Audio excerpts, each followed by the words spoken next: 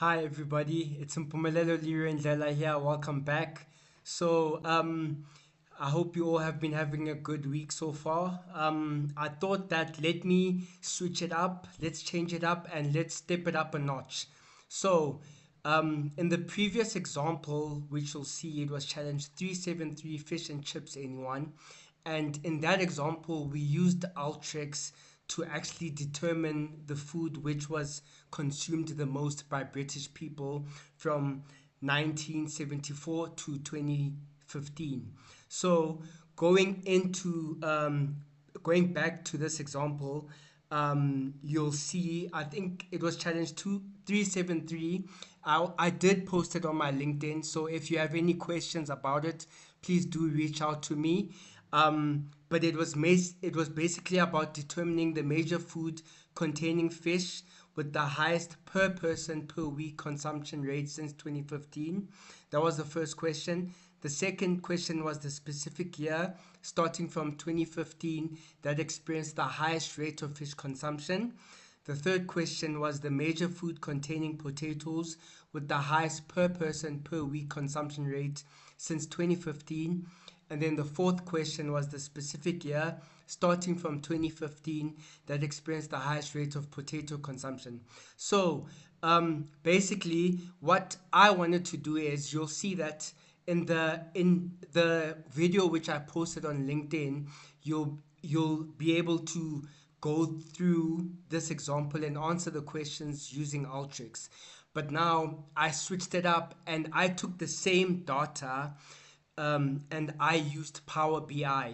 So now I'm just trying to show you how you can go from transactions, each transaction level, from data, going from each transaction to now taking that data and actually using it in Power BI. Power BI is more of a graphical software, accounting software that people actually use to present data, financial data to financial users. So, um, so you'll see. So what I did was, I'll just quickly take you there. So you'll see, here we go. So we've got our data and we'll just jump straight into the fourth requirement, which was the specific year, the major food code containing potatoes with the highest per person per week consumption rate since 2015. So all I did was I took the same data that we used in Ultrix and I uploaded that data into Power BI. So what Power BI helps you do now, it helps you to actually now draw different graphs. So basically you can see now Power BI has told us that, okay, so I included the data and then I went to 2015 and then I said, okay, 2015, I don't want you to give me a sum, I want you to give me an average. So what Power BI went and did now was it actually went to it took the data, it said, okay, let's look at the data. Fresh if we look at all the data, the major food would be fresh and food products containing potatoes. And then it will tell us that this was the average was 2.2K. So it just shows you that how Alteryx will take your data and automate that, but now Power BI now actually takes the data and provides it to you in different graphs. So you can actually edit the graphs. It's just different visualizations.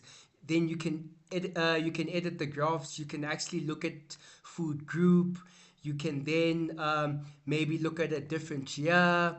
You can also see that we've got minor foods.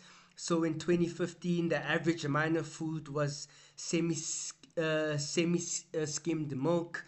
You can see that the average food group in 2015 was liquid whole milk, including school and welfare.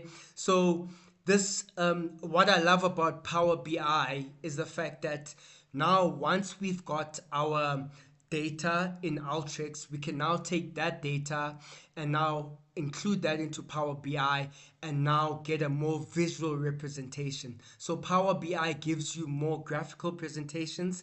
If you have any board meetings. So instead of using instead of using Microsoft PowerPoint, where you go and add different graphs and different PowerPoint presentation, you can now actually use Power BI and actually add your different graphs. You can rename your y-axis and your x-axis, and then you can actually there's so much more you can do with your data from Alteryx once you've included it into Power BI.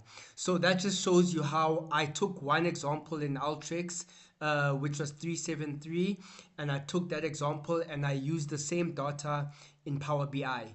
And that's going from one accounting software to another accounting software using the same data, showing you how data analysis can actually work, where now we now not looking at numbers, but now we're looking at graphs, where you can actually see that, okay, in the average food group for liquid whole was a bit lower than soft drinks, and sugar was a bit lower than liquid whole, and fresh fruit was lower than soft drinks. So that's the beauty of now looking at it using a graph based on Power BI.